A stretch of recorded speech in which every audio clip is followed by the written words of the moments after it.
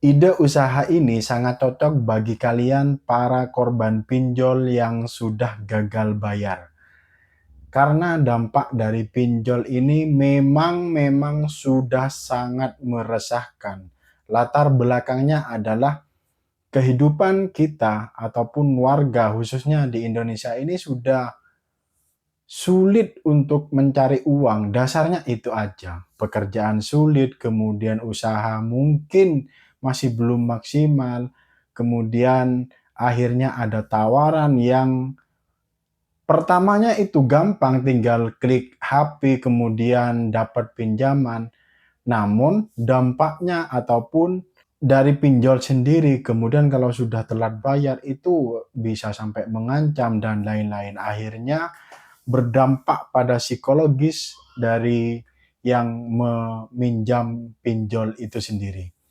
Kemudian salah satu cara untuk mengatasinya adalah yang pertama jangan lakukan pinjaman pinjol lagi, artinya nutup lubang untuk menutup pinjaman yang sebelumnya dengan pinjol lagi. Salah satu cara ataupun satu-satunya cara untuk keluar dari jeratan pinjol adalah dengan fokus pada pekerjaan, dengan fokus pada membuka peluang-peluang baru di mana yang sekiranya itu bakalan mendapatkan income ke kalian-kalian semuanya. Artinya teman-teman yang menjadi korban ataupun sudah terjerat di pinjol, teman-teman tidak sendirian. Mari kita sharing di sini, cari jalan keluarnya supaya bisa keluar dari jeratan pinjaman online tersebut. Karena pinjaman online itu ya sudah hampir bisa saya katakan itu ya seperti bank detail tapi ya yang sudah berbasis online, di mana ya bunganya memang sudah di luar dugaan ataupun di luar seperti perbankan yang seperti biasanya, kemudian pricing-nya lebih dari pada saat kita pinjam ke bank, kemudian pressure-pressure seperti itu akhirnya bakalan mengganggu terhadap kehidupan ataupun aktivitas teman-teman. Namun yang pertama jangan panik, jangan takut, teman-teman tidak sendirian dan kalau mau sharing silahkan tinggalkan komen di bawah dan ide usaha ini sangat cocok bagi kalian pelaku ataupun korban yang terjerat di pinjaman online. Yang pertama adalah intinya tadi itu ya, jangan pernah sekali-kali buka pinjaman baru dengan menutup pinjaman lama, namun pinjaman baru ini juga berasal dari pinjol. Jangan, artinya kalian mau ditagih, kalian mau apa, ya udah jawab aja. Jawab aja ya, belum masih cari uang, nanti kalau sudah ada uang dikasih ya. Gak usah direspon, gak usah dimasukkan ke pikiran karena sangat mengganggu. Dan langkahnya kalian harus fokus untuk mencari ataupun bekerja. Salah satunya dengan merintis sebuah usaha dan usaha ini sangat cocok bagi kalian para pelaku, para korban yang sudah terjerat di pinjaman online. Yang pertama adalah teman-teman bisa mendaftar sebagai driver ojek online di mana yang saat ini eksis ada Gojek, ada Grab, kemudian ada Maxim yang termurah, ada ini driver dan lain-lain. Teman-teman bisa bergabung di salah satu aplikasi tersebut, kemudian fokus untuk bekerja. Memang kalau ya namanya awal-awal ya mungkin tidak langsung mencukupi kebutuhan teman-teman. Namun kalau teman-teman memang sudah bingung, nggak punya kerjaan, kemudian terjerat di pinjaman online, ya udah fokus mencari income. Kalau diterima di aplikasi ojek online tersebut, kemudian lawat aplikasi itu sehingga bisa aplikasinya itu selalu mendapatkan orderan, akhirnya nanti bisa mendapatkan income yang lebih, kemudian kalau ada tabungan yang lebih, kemudian untuk menutup pinjaman-pinjaman yang sudah terabaikan tersebut. Jadi Yang pertama adalah teman-teman bisa pinjam, bisa daftar sebagai ojek online. Ada Shopee juga ya, macam-macam. Yang paling penting teman-teman jangan menyendiri, kemudian intinya tetap berkegiatan fokus pada kerjaan teman-teman. Kalau teman-teman bekerja itu ya silakan fokus dengan pekerjaannya. Kemudian yang kedua adalah karena sekarang sudah basisnya online, ada banyak cara untuk mendapatkan online. Kalau sudah jalan semua kegiatan usaha itu ya memang ya enak, cuma kalau baru merintis apapun pekerjaannya, apapun usahanya ya memang masih harus ditelateni begitu. Kemudian yang kedua ini adalah teman-teman bisa daftar juga sebagai afiliator di mana teman-teman hanya mempromosikan dagangan orang kemudian mendapatkan komisi dari dagangan tersebut. Contohnya ada di Shopee, ada di TikTok, itu juga bisa dilakukan. Dengan cara-cara seperti itu teman-teman bakalan mendapatkan income. Kemudian kalau sudah berkembang, komisinya banyak, sudah punya uang lebih, kemudian bayarlah pinjaman yang sudah tertunggak itu. Di mana dua-duanya yang saya sampaikan tadi itu tanpa modal, usaha tanpa modal. Usaha yang bakalan membantu teman-teman keluar dari jeratan pinjaman online dengan bisnis yang tanpa modal. Jadi yang pertama ya daftar Gojek ataupun ojek online yang lainnya. Kemudian yang kedua teman-teman bisa menjadi afiliator, di mana dua-dua pekerjaan ini tanpa modal.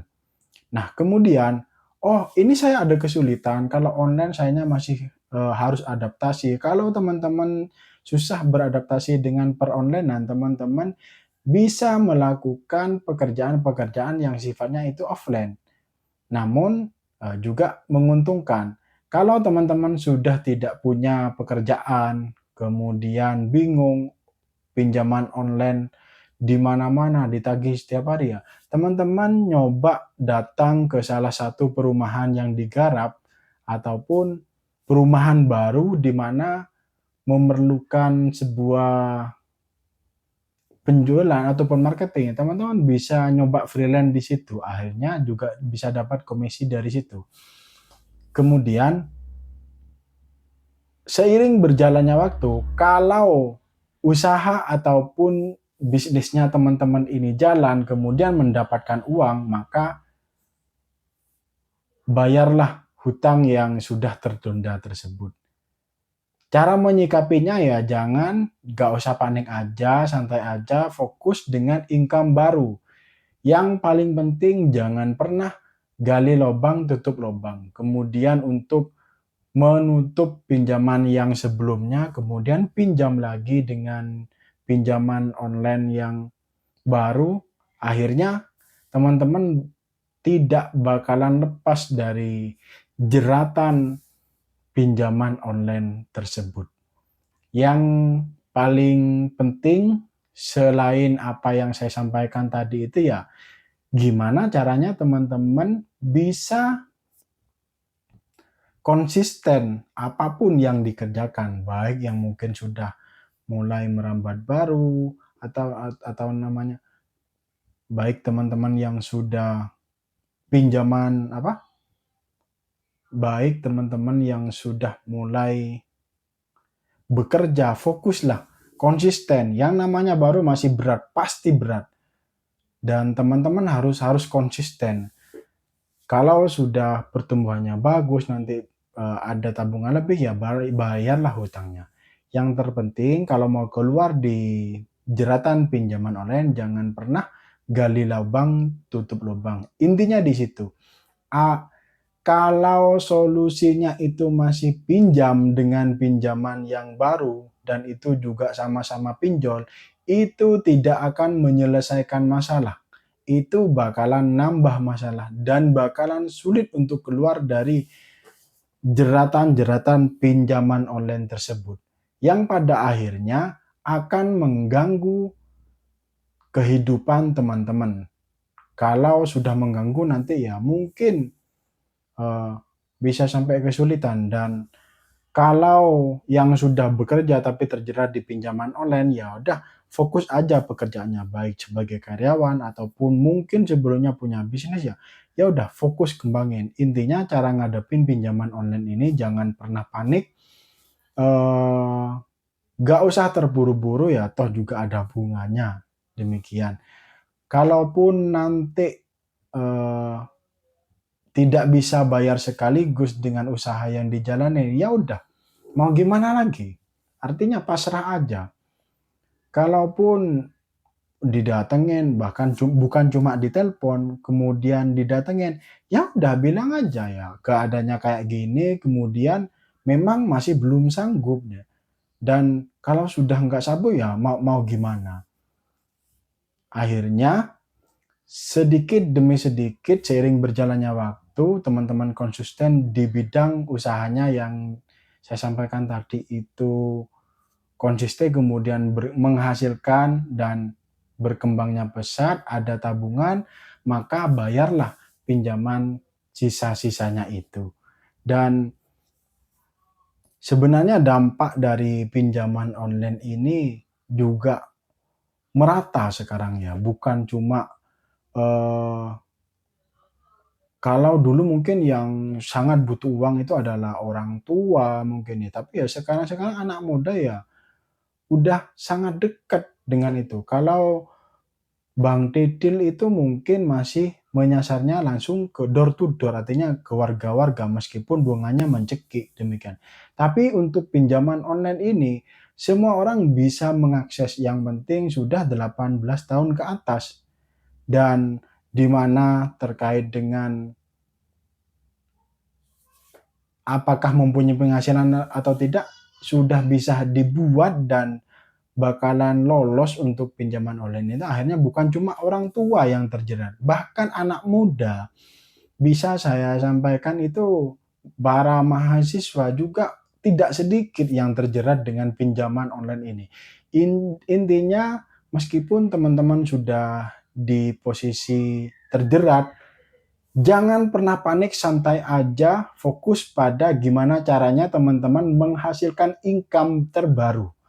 Kalau yang sudah bekerja, fokuslah dengan pekerjaannya sampai akhirnya bisa mengumpulkan uang untuk mengembalikannya nanti. Eee, Kemudian kalau yang masih belum bekerja, ide yang saya sampaikan itu mungkin menjadi referensi bagi teman-teman, ini mau mau kerja apa, mau usaha apa, ini sudah terjerat, modal gak ada, dan yang saya sampaikan tadi itu usaha tanpa modal. Dan peluang ataupun dampaknya masih sangat panjang dan menjanjikan, dan tidak sedikit banyak yang berhasil dengan skema ataupun bisnis-bisnis yang saya sampaikan tadi itu, bahkan, bukan cuma membayar pinjol nantinya, bahkan bisa merubah hidupnya teman-teman. Yang paling penting, teman-teman harus fokus dengan peluang income tersebut, apapun yang menjadi pilihan teman-teman. Jangan, sekali lagi, jangan pernah mengambil pinjaman baru kemudian untuk menutup pinjaman yang lama. Jangan pernah, sekali-kali jangan pernah. Kenapa ya? Karena dampaknya sangat-sangat di luar dugaan dan bakalan terjerat ataupun tidak bisa keluar dari putaran pinjol itu ya. Memang ya sangat menggiurkan ya, gimana orang cuma mencet hati kemudian dapat ditransfer uang ya, siapa yang nggak butuh. Di sisi lain ya memang, eee,